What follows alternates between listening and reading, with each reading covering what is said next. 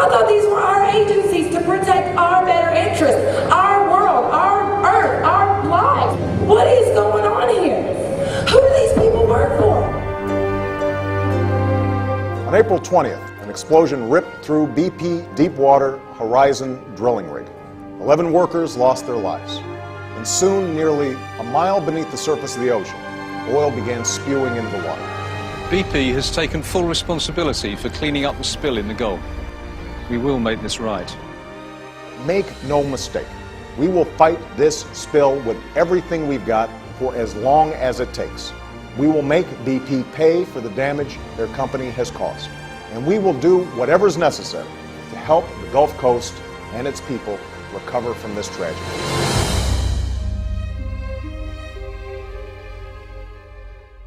From the very beginning of this crisis, the federal government has been in charge of the largest environmental cleanup effort in our nation's history. We now have nearly 30,000 personnel who are working across 4 states to contain and clean up the oil. And after the president's motorcade passed by, Jerry LaFont says, as his photos show, the workers immediately took off their cleanup suits and left. When the official disappears out of the hardest hit area, so does 75 to 80% of the response.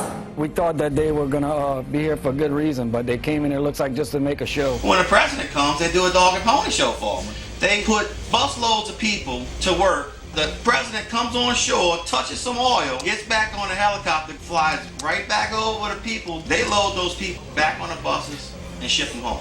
You mean BP put those people there to make it look like they were doing something? Oh, yes. Oh, yes. Because of our efforts, millions of gallons of oil have already been removed from the water through burning, skimming, and other collection methods. So when they're burning the oil, they're burning whatever gets Well, yeah, they drag a boom between 2 shrimp boats, and whatever's caught between the 2 boats, they circle it up and catch it on fire. Once the turtles are in there, they can't get out. Over 5.5 million feet of boom has been laid across the water to block and absorb the approaching oil. When you see all the boom deployed around all the little islands and everywhere, you assume that it's doing some good, right? Why would they throw it out there other than to give you the appearance that it's doing good? They're not cleaning it up. They're covering it up. A few months ago, I approved a proposal to consider new, limited offshore drilling under the assurance that it would be absolutely safe. That obviously was not the case in the Deepwater Horizon rig. And I want to know why. Mr. Hayward, when you became CEO 3 years ago, you said that safety was going to be your top priority. You would focus on it like a laser. I want to ask you whether you think BP has met that commitment. One of the reasons that I am so distraught. I don't want to know whether you're distraught. I want to know whether you think you've kept your commitment. We have focused like a laser on safe and reliable operations. I'm just amazed at this testimony. The American people deserve to know why.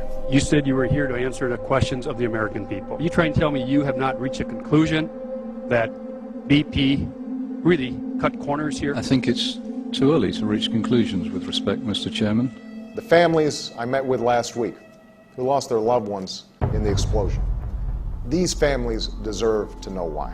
Again, I was not involved in the decision making. Does that mean yes or no? It means I can't answer your question. And so I've established a national commission to understand the causes of this disaster. On behalf of other members of the Republican conference, I object. I find it unbelievable that after everything the people of the Gulf region have endured and that this entire country has witnessed for over 2 months now, that anyone is still standing with the oil company that caused this disaster instead of the victims who are suffering from it. How is it possible that members of this chamber find it difficult when the House of Representatives, in a near unanimous vote, could say that the subpoena powers necessary for the commission to be able to get to the bottom of what happened, and yet cannot even proceed here?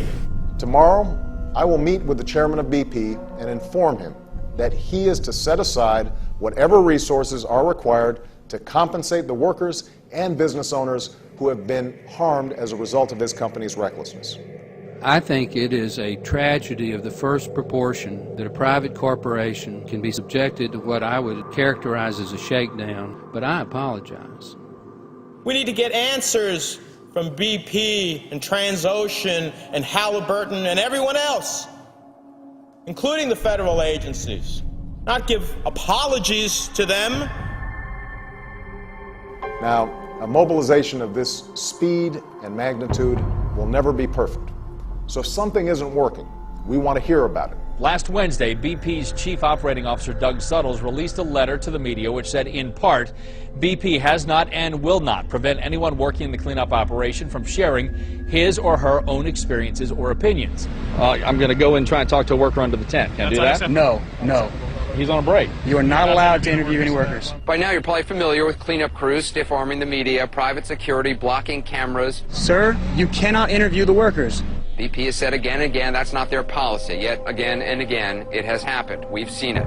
But that's BP. Now the government apparently is getting in on the act. The Coast Guard today announced new rules keeping photographers and reporters and anyone else from coming within 65 feet of any response vessel or booms out on the water or on beaches. When we tried to reach the beach, a boat of BP contractors with 2 Coast Guard officers on board told us to turn around under threat of arrest. This is BP rule, not ours.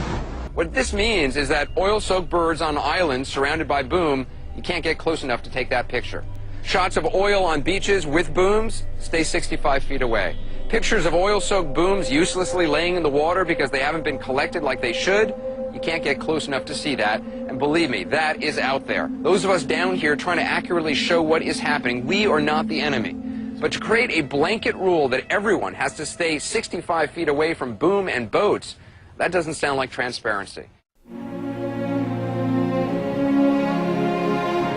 In the 2.5 months since the oil disaster struck, a growing number of cleanup workers have reported suffering flu-like symptoms. The symptoms include headaches and dizziness, fatigue, nausea, problems with memory and concentration.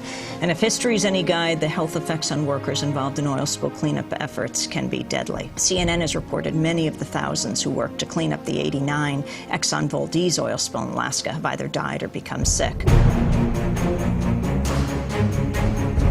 BP is hiding everything they can, so you need to think for yourself and understand that breathing this crude oil is definitely going to be harmful to you. This appalling disregard for the Gulf Coast and its inhabitants is without question one of the most shameful acts by a corporation in American history. Had I known how toxic the crude oil would be, I would never, ever have gone out and cleaned the oil spill, because I've had to suffer for 21 years, and it doesn't get any better. When our fishermen folks had their respirators on, they were told to take them off, that they would be fired if they used them. I bought respirators and I brought them down, and when they tried to wear them, the BP representatives on site told them that they didn't need to wear them, and if they did, they would be taken off the job. If they wore respirators, they'd be taken off the job? Yes. I cannot believe we are repeating the same mistake again. The same mistake we made in the weeks after 9/11, when the United States government caused thousands of people to get sick by denying that the air was toxic. If we can't show what is happening, warts and all, no one will see what's happening. And that makes it very easy to hide failure and hide incompetence, and makes it very hard to highlight the hard work of cleanup crews and the Coast Guard. We need to fully learn the lessons of this disaster with a thorough investigation, not protect oil companies from having their negligence exposed. I know that my parish only makes up 2% of Louisiana's population, but does that make my people expendable? This is fully acceptable.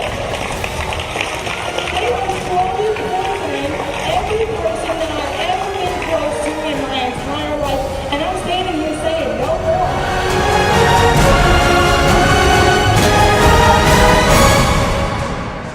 We must take action.